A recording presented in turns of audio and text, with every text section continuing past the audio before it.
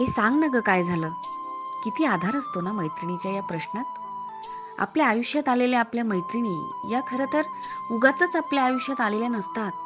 काहीतरी ऋणानुबंध असतात, काही संचित असतं आणि या आपल्या आयुष्यात आलेल्या असतात.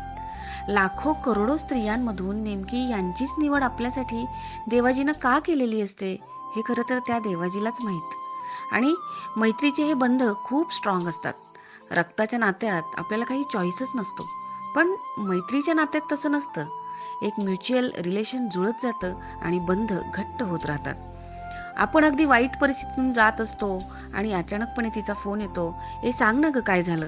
आणि त्या एका प्रश्नानं आपण भराभर मोकळे होत जातो आणि एक सकारात्मक ऊर्जेचा स्रोत आपल्या शरीरातून वाहत राहतो. पैशांनी श्रीमंत होणं फार सोपं असतं हो, पण अशा मैत्रीच्या धाग्यांचा उबदार स्वेटर मिळवणं फार आणि फार अवघड असतं. आणि म्हणूनच मला हा प्रश्न खूप आवडतो. "ए सांग ना गं काय झालं?"